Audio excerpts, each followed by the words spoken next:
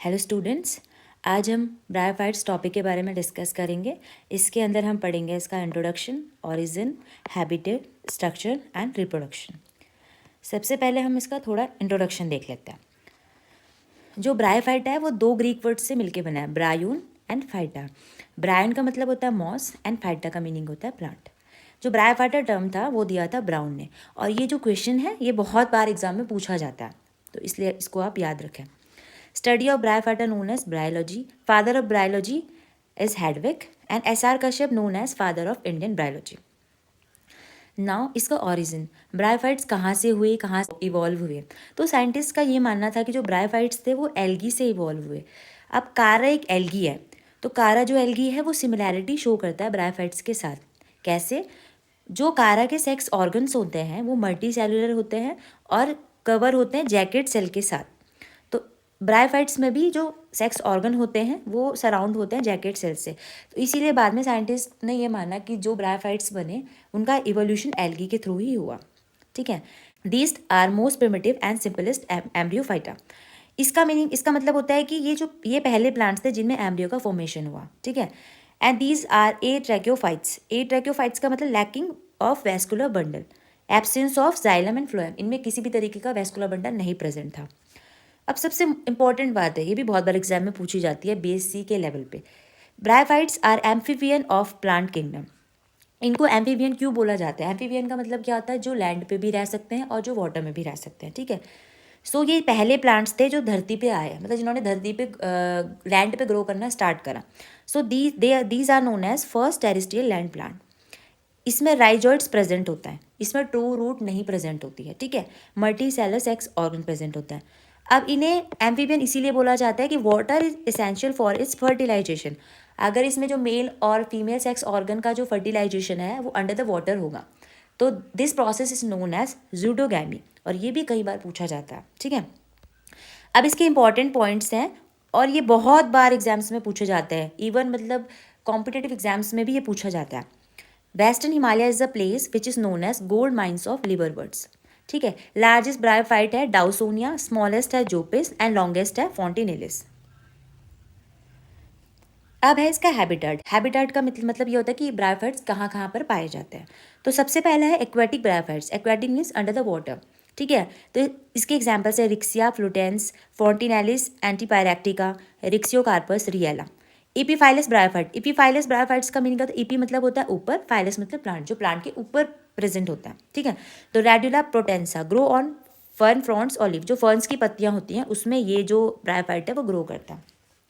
Dry rocks पे present होता है पोरेला प्लेटीफाइला। ठीक है। सैप्रोफिटिक ब्रायोफाइट के एग्जाम्पल हैं बक्सपोनिया एफाइला एंड क्रिप्टोथैलस मिराबिलस। तो जो एग्जाम्पल्स मैंने आपको यहाँ पर दिखाए हैं ये एग्जाम्पल्स बहुत इंपॉर्टेंट हैं और यही आपको याद करने हैं। अगर आप ज़्यादा नहीं याद कर पा रहे हो लेकिन आप इन्हीं को याद कर लो, ये बहुत इंपॉर्टेंट है, बहुत बार एग्जाम में पूछा जाता है, इसलिए इन्हीं को आप याद कर लो, ये आपका एग्जाम्स में यही पूछे जाता है। अब है ब्रायोफाइट का स्ट्रक्चर। तो ब्रायोफाइट की जो मेन प्लांट बॉडी होती है दैट इज गैमेटोफिटिक। ठीक है। गैमेटोफिटिक में जो प्लांट बॉडी होती है वो होती है थैलोस या फिर फॉलिएज होती है। ठीक है। थैलोस मतलब थैलोइड प्लांट बॉडी होती है, मतलब ये प्रोस्टेट होता है। प्रोस्टेट का मतलब बिल्कुल ज़मीन से सटे हुए होते हैं, ज़मीन पे चिपके हुए होते हैं। जबकि जो फॉलिएज वाले होते हैं, फॉलियोज वाला जो प्लांट बॉडी होती है वो इरेक्ट होती है, मतलब वो ज़मीन से थोड़ा सा उठी हुई होती है। ठीक है। अब थैलोइड प्लांट बॉडी का मतलब क्या होता है? We can not differentiate into root, shoot and leaves. इसके एग्जाम्पल है रिक्सिया, मार्किंसिया, एंथोसिरो। जैसे कि आप इस फिगर में देख सकते हो, ये एक प्लांट बॉडी है, thallus plant body, thalloid plant body है। अब इसमें क्या है? राइजोइड्स प्रेजेंट हैं इसके। ठीक है। अब इसमें हम ये बता ही नहीं पा रहे हैं कि इसमें कहाँ पे इसकी रूट है, कहाँ पे इसकी शूट है और कहाँ पे इसकी लीफ है। ये केवल एक प्रोस्टेट थैलोइड है। ठीक है। जबकि अगर हम यहाँ पर देखें तो यहाँ पर देखो इसकी हमें राइजोइड्स दिखाई दे रही है, इसकी थोड़ा सा हमें लीफी स्ट्रक्चर दिखाई दे रहा है, थोड़ा सा इसका हमें यहाँ पे स्पोरोफाइट भी दिखाई दे रहा है। तो मतलब ये देखो यहाँ पे इसका स्टेम लाइक एक्सिस जो यहाँ पे मैंने मेंशन करा है ना कि फॉलियोज में लीफी फॉर्म होती है, एडवांस टाइप का ब्रायोफाइट है, स्टेम लाइक एक्सिस है, मतलब इसका जो एक्सिस है वो स्टेम लाइक है और लेटरल एपेंडेजेस प्रेजेंट होता है, मतलब ये लीव्स इसमें प्रेजेंट होती है। ठीक है। इसीलिए एडवांस टाइप ऑफ ब्रायोफाइट है। अब इसमें क्या है? ये एपिकल नोच यहाँ पे प्रेजेंट है, ये वेंट। अब देखो, ठीक है। और जो वेंट्रल सरफेस होती है वहाँ पे आपके स्केल्स प्रेजेंट होगी, ठीक है। अब ये जब हम रिक्सिया मार्केंसिया पढ़ेंगे ना डिटेल में, वहाँ पर इसको हम बहुत अच्छे तरीके से डिस्कस करेंगे, कैसा थैलस होता है, या एपिकल नॉच क्या है, यहाँ पे इसकी स्पोरोफाइट है, किस तरीके से इसमें क्या होता है, कैसा इसमें रिप्रोडक्शन होता है, वो हम अगली क्लास में वहाँ पर डिस्कस करेंगे, ठीक है। उसी तरीके से अब फ्यूनेरिया में क्या होता है, फ्यूनेरिया स्फैग्नम फॉलिएज ब्रायोफाइट है। इसमें क्या होता है, ये जो इसके सबसे पहले इसकी स्टेम एक्सिस आ गई, लीव्स आ गए, और ये इसमें इसके जो नीचे वाला पोर्शन होता है वो गैमेटोफाइट होता है, और ऊपर वाला जो पोर्शन होता है वो स्पोरोफाइट होता है, ठीक है। अब जो ये जो स्पोरोफाइट होता है, जैसे जो इसमें गैमेटोफाइट है, ये जो गैमेटोफाइट है वो क्या होता है, फोटोसिंथेटिक होता है, खुद अपना खाना बना सकता है। लेकिन जो स्पोरोफाइट है वो खुद अपना खाना नहीं बना सकता है, तो वो स्पोरोफाइट क्या होता है, गैमेटोफाइट पे डिपेंड होता है, ठीक है।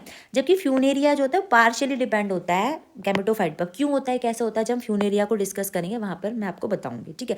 अभी आपको इतना याद रखना, जब आपको ब्रीफ लिखने के लिए आएगा कि ब्रायोफाइट के बारे में बताओ या साइलेंट फीचर ऑफ ब्रायोफाइट, तो आप यही चीज़ें डिस्कस वहाँ पर करोगे, ठीक है। तो स्पोरोफाइट जो जनरेशन होती है वो 2n होती है, और जो गैमेटोफाइट होती है वो n होती है, ठीक है। अब देखो, अब हम डिस्कस करेंगे इसके रिप्रोडक्शन के बारे में। रिप्रोडक्शन में वेजिटेटिव रिप्रोडक्शन होता है फ्रेगमेंटेशन से, ट्यूबर से, गैमा से और प्रोटोनिमा से। फ्रेगमेंटेशन का मतलब क्या होता है, ये कोई थैलस है और ये एक्सीडेंटली अगर ये ब्रेक डाउन हो गया इस थैलस का, तो each part can make a new plant body. ये इससे डिटैच, मतलब फ्रेगमेंट में टूट गया ये, तो उसके बाद each fragment can form a new plant body, okay. Tuber का मीनिंग क्या होता है, ये कोई थैलस है, इसमें ट्यूबल एक स्ट्रक्चर बना, और ये ट्यूबल एक स्ट्रक्चर जब से डिटैच हो जाएगा तो एक न्यू प्लांट बॉडी का फॉर्मेशन करेगा। और ये अब उस तरीके से गैमा है, गैमा प्रेजेंट होता है मार्केंशिया में। मार्केंशिया जो है लोअर ब्रायोफाइट है एक, अभी हम आगे डिस्कस करेंगे, उसमें गैमा कब प्रेजेंट होता है। उस गैमा कप के अंदर ईच जो गैमी होती है वो जो है एक नए प्लांट का फॉर्मेशन करती है। उसी तरीके से प्रोटोनिमा होता है। प्रोटोनिमा में क्या होता है, जो स्पोर होता है, जब स्पोर बनता है वो इस तरीके से थ्रेड लाइक स्ट्रक्चर में कन्वर्ट हो जाता है, और यहाँ पे छोटी छोटी बड का जो है फॉर्मेशन हो जाता है। इसे हम प्राइमरी प्रोटोनिमा बोलते हैं। और ईच बड से क्या होता है, एक नए प्लांट का फॉर्मेशन होता है, ठीक है। नए प्लांट का बोले तो मतलब नए ब्रायोफाइट का फॉर्मेशन होता है, ठीक है। अब देखिए, जैसे अब यहाँ पर है mature antheridium and mature archegonium.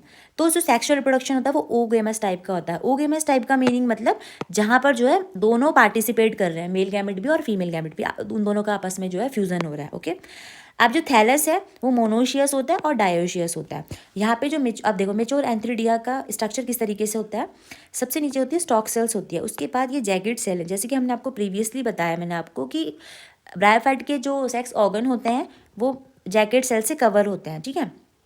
तो ये जैकेट सेल है। इसके बाद एंथ्रीडियल वॉल है, फिर एंड्रोसाइड मदर सेल्स होती है जो बाद में एंथेरोजॉइड का फॉर्मेशन करती हैं, ठीक है। और ये ओस्टियोल होती है जिसको हम ओपनिंग बोलते हैं। ये ओपनिंग होती है, यहाँ से जो है एंथेरोजॉइड जो है एग सेल के पास जाता है। अब जो मेच्योर आर्किगोनिया है, इसमें ही बाहर से जो है जैकेट सेल है, उसके बाद ये कवर सेल है, इसमें फिर ये नेक केनाल सेल हैं जो 2 to 8 होती हैं, अलग अलग होती हैं, अलग अलग ब्रायोफाइट में। उसके बाद ये वेंटर केनाल सेल होती है, उसके बाद वेंटर वॉल होती है जो कवर करती है किसको, एग सेल को, ठीक है, ये एग सेल को। उसके बाद जब सेक्सुअल रिप्रोडक्शन के टाइम पर क्या होता है, यहाँ से कुछ केमिकल सिक्रीशन होता है जो अट्रैक्ट करता है एंथेरोजॉइड को। फिर ये एंथेरोजॉइड यहाँ से जाके अंदर एंटर करता है और यहाँ पर जाके फ्यूज़न होता है, ठीक है। और ये जो स्पर्म है वो बाइफ्लैजिलेटेड होता है ब्रायोफाइट का, ओके। अब देखो, अब मोस्ट इंपॉर्टेंट है रेट्रोग्रेसिव डेवलपमेंट ऑफ आर्किगोनिया। जो प्लांट किंगडम होता है उसमें जो आर्किगोनिया का डेवलपमेंट है वो रेट्रोग्रेसिव होता है। वो कैसे, अब देखो, जो सबसे पहले ब्रायोफाइट आए, फिर टेरिडोफाइट आए, फिर जिम्नोस्पर्म है, फिर एंजियोस्पर्म है। ब्रायोफाइट में जो वेल डेवलप आर्किगोनिया प्रेजेंट होती है। देखो वेल डेवलप कैसे कह सकते हैं, ये देखो अभी हमने ऊपर डिस्कस करा ना, अभी देखो ये फ्लास्क शेप की आर्किगोनिया, तो इसमें नेक केनाल सेल है। तो यहाँ पर हमारे पास 4 हैं, जैसे नेक केनाल सेल, ठीक है। जैसे जैसे हम आगे की तरफ बढ़े तो ये नेक केनाल सेल जो है छोटी होती चली गई, सॉरी एक सेकेंड। तो ये जो नेक केनाल सेल है वो धीरे धीरे करके छोटी होती चली गई। फिर यहाँ पे हमारे पास 2 नेक केनाल सेल है, उसके बाद एक, और उसके बाद एब्सेंट। तो इसी तरीके से जो ब्रायोफाइट है उसमें क्या था कि जो सबसे पहले ब्रायोफाइट में वेल डेवलप आर्किगोनिया थी, उसके बाद टेरिडोफाइट में लेस डेवलप, जिम्नोस्पर्म में more than less, and angiosperm में एब्सेंट। तो अब हम कह सकते हैं कि जो एल्गी और एंजियोस्पर्म है उसमें आर्किगोनिया बिल्कुल एब्सेंट होती है, ठीक है। लास्ट आता है लाइफ साइकिल ऑफ ब्रायोफाइट्स। सबसे पहले इसमें प्लांट गैमेटोफाइट है, उसका गैमेटोफाइट में आपको एंथ्रीडिया है, मेल गैमेट, और फीमेल गैमेट आर्किगोनिया, दोनों ने आपस में फ्यूज़ करा। फ्यूज़ करने के बाद जो जायगोट को बनाया, जायगोट में माइटोसिस हुआ, एम्ब्रियो बना, एम्ब्रियो से स्पोरोफाइट बना। अब उस स्पोरोफाइट के अंदर स्पोर मदर सेल थी, स्पोर मदर सेल्स ने स्पोर्स को बनाया। स्पोर्स जब बने तो जर्मिनेशन हुआ, जर्मिनेशन के बाद प्राइमरी प्रोटोनिमा बना।